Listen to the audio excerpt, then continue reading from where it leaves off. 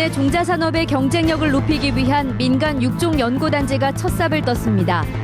내년에 연구단지가 완공되면 입주기업들은 세계 시장에 내놓을 이른바 골든시드를 개발할 예정입니다. 9천억 원을 들여 만든 새만금 방수제 도로와 자전거 도로를 석 달째 개방하지 않아 전라북도의 관광상품 개발을 막고 있습니다. 해상 면세유를 불법으로 유통시키고 회사를 독차지하기 위해 동업자를 청부 살인하려 한 40대가 경찰에 붙잡혔습니다. 전주시가 보조금을 받는 버스 회사들의 경영 투명성을 높이기 위해 회계감사 방식을 대폭 손질하기로 했습니다. 여러분 안녕하십니까? JTB 8시 뉴스입니다. 국내 종자산업의 중심지가 될 김제 민간 육종 연구단지가 첫 삽을 떴습니다. 민간 육종 연구단지가 완공되면 금보다 비싼 종자를 뜻하는 이른바 골든시드의 개발이 본격 추진됩니다. 보도에 하원우 기자입니다. 세계 종자 시장 규모는 45조 원에 이릅니다. 해마다 10% 이상 성장하고 있습니다. 국내 종자 시장 규모는 1조 원으로 세계 시장에서 차지하는 비율이 2%대에 머물러 있습니다. 과일과 꽃에서 다양한 유전 자원을 확보하지 못해 해마다 160억 원이 넘는 로열티를 외국에 지불하고 있습니다.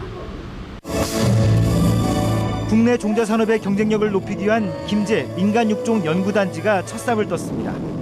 민간 육종 연구단지는 국가와 지방 예산 등 800억 원을 들여 내년 8월 완공됩니다.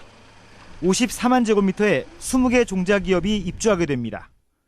고급 기술이라든지 시설 이런 것을 공동으로 이용해가지고 그야말로 우리 기업체들이 세계적인 경쟁력을 갖도록 이렇게 종합적인 지원을 하는 허브를 만들었다. 이렇게. 육종단지 입주 기업들은 첨단 연구 장비를 갖춘 종자산업진흥센터의 지원을 받아 세계 시장에 내놓을 신품종을 개발하게 됩니다. 금보다 비싼 종자를 뜻하는 골드시드를 개발해 오는 2020년 종자 수출 2억 달러를 올리는 게 목표입니다. 1,800여 명 일자리 창출이 될 걸로 봅니다. 우리 농민들에게, 우리 김제 시민들 모두 다 소득 창출에 크게 도움이 될 것이다. 혁신도시에 들어있는 농촌진흥청을 비롯한 과학원 등의 연구기관, 그리고 정읍의 방사선 육종연구센터, 이렇게 삼각 체제를 확실하게 구축을 해서 자연스럽게 농생명 산업도 함께 육성이 될 것이다. 민간 육종 연구단지를 중심으로 한 전라북도가 국내 종자 산업의 실리콘밸리이자 메카로 거듭날 날이 멀지 않아 보입니다. JTB 뉴스 하원호입니다. 9천억 원을 들여 만든 새만금 방수제 도로와 자전거 도로를 석 달째 개방하지 않고 있습니다. 행정구역이 결정되지 않았다는 이유인데 새만금 내부로의 접근이 통제돼 전라북도 관광상품 개발에 도움을 주지 못하고 있습니다. 김철 기자가 보도합니다. 지난해 말 완공된 새만금 방수제 도로와 자전거 도로입니다. 시원스럽게 뚫린 50km의 이 도로를 만드는데 8,900억 원이 들어갔습니다. 이곳 방수제 도로에서는 드넓은 새만금 노출부지와 새만금호를 볼 수 있어서 좋은 관광 자원이 될 수 있습니다. 그러나 방수제 도로와 자전거 도로는 석 달째 개방되지 않고 있습니다. 도로의 행정구역이 정해지지 않은 데다 공사업체가 안전사고를 우려해 개방을 꺼리기 때문입니다. 행정구역 연관이 좀 있습니다. 왜냐하면 여기는 아직도 행정구역이 결정이 되지 않는 땅이기 때문에 그런 부분도 좀 정리를 해야 됩니다. 실질적으로 안전 문제도 있고 좀 어렵습니다. 그러나 전라북도는 새만금을 널리 알리려면 방수제 도로와 내부 용지의 빠른 공개가 필요하다는 입장입니다. 여행사와 함께 해서 이제 공동으로 팸토르 관광 자원으로서 적극 홍보해 나갈 계획인데 이제 그때부터는 저희가 농어촌공사하고 적극 협력해서 오픈 일부 구간을 하도록 해야죠. 전라북도는 지난 2012년부터 육지로 드러난 땅을 활용하기 위해 다양한 관광 상품 개발에 힘쓰고 있습니다. 하지만 농어촌공사를 설득하지 못해 방수제 도로와 내부 용지의 접근이 통제돼 새만금의 역사적인 개발 현장을 전 세계 관광객에게 보여주겠다는 전라북도 계획이 말뿐에 그치고 있습니다. JTB 뉴스 김철우입니다. 익산 국가식품 클러스터에 이슬람교도 무슬림이 먹는 할랄 식품 전용 생산구역이 지정됩니다. 전라북도는 18억 명인 이슬람 교도가 먹는 할랄 식품 규모가 1,000조 원가량이라며 국가식품 클러스터의 생산구역이 조성되면 중동의 할랄 식품 시장에 진출하는 식품기업 유치가 활발해질 것으로 내다봤습니다. 할랄 식품의 조성 시기와 개발 윤곽은 올 연말 연구 용역을 통해 드러납니다. 선박용 해상 면세유 수십억 원어치를 불법으로 유통시킨 40대가 경찰에 덜미를 잡혔습니다. 이 회사 소유권을 놓고 다툼 중인 동업자를 청부 살인하려고 한 사실까지 드러나 충격을 주고 있습니다. 정원익 기자입니다. 대형 선박용 면세유를 실은 화물차가 고속도로를 달립니다. 부산항에서 빼돌린 면세유를 전북의 폐기물 처리 업체에 배달하는 겁니다. 이쪽에서 치치할게요. 네, 그러시죠. 해상 면세유를 불법으로 유통시킨 폐기물 처리 업체 운영자 40살 윤모 씨가 경찰에 붙잡혔습니다. 윤 씨는 부산에서 유통업자들이 빼돌린 해상 면세유 258만 리터, 26억 원어치를 싼 값에 사들여 팔아온 혐의를 받고 있습니다. 해상 면세유는 공해물질인 황성분이 기준치보다 10배가 넘어 육상에서는 사용이 금지돼 있습니다. 윤 씨는 면세유를 폐유로 위장해 공장에 반입한 뒤 경남에 있는 발전업체 등 3곳에 정상 가격으로 팔았습니다. 자신의 공장에서 정상적으로 정제를 한 폐유 같이 공급을 했기 때문에 이 공장들에서는 정상적인 기름으로 알고 사용한 것으로 파악하고 있습니다. 회사 소유권을 놓고 다툼 중인 동업자를 중국인을 고용해 살해하려고 돈을 지불한 혐의도 받고 있습니다. 또 충남에 유령회사를 만든 뒤 가짜 서류를 발급해 세금을 탈루해온 것으로 드러났습니다. 경찰은 윤 씨를 구속하고 비슷한 혐의를 받고 있는 전북의 또 다른 폐기물 업체에 대해 수사를 확대하고 있습니다. JTB 뉴스 정원익입니다. 다음 달부터 자치단체의 공공요금이 잇따라 오릅니다. 전주시는 다음 달에 하수처리 원가의 47%에 머물고 있는 하수도 요금을 36% 올리기로 했습니다. 또 정읍시 하수도 요금은 올해 안에 25%, 고창군의 상수도 요금은 조만간 12%가량 오를 것으로 보입니다. 빚을 지고 있는 전북도민들이 43%가량으로 집계됐습니다.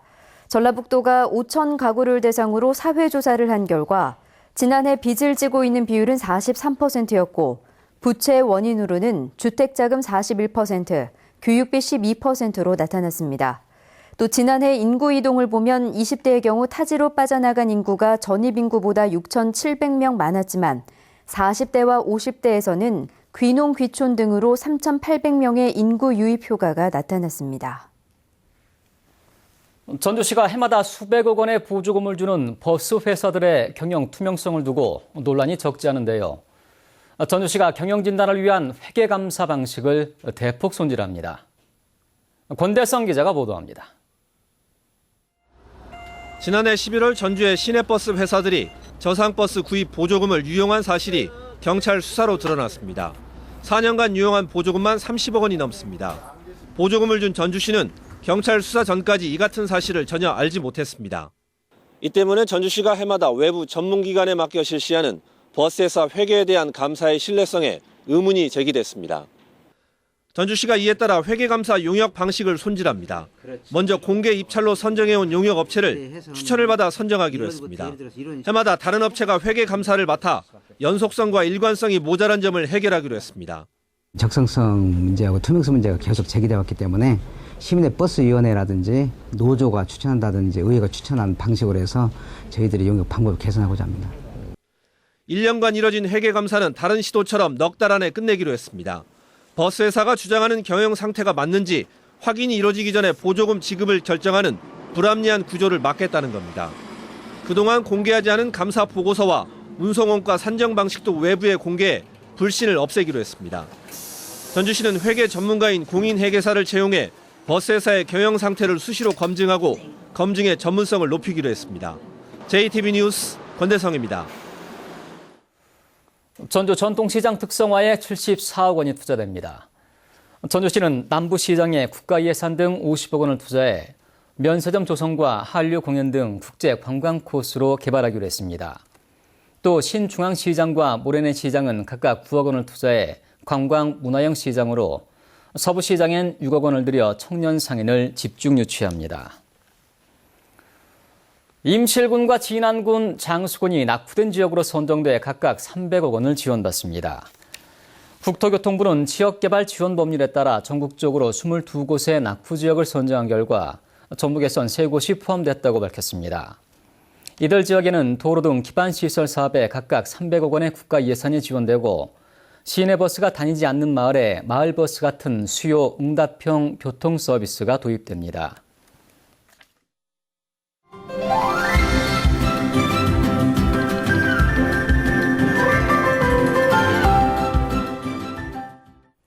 답답한 도시에서 벗어나 숲에서 자연의 정취를 느끼다 보면 몸과 마음이 한결 가벼워지는 걸 느끼게 되는데요. 산촌 생활이 스트레스를 크게 줄이고 여러 정신질환을 치유한다는 연구 결과가 나왔습니다. 건강한 생활 송창용 기자입니다. 송봉일, 이해숙 부부는 지난해 이 산촌으로 이사를 왔습니다.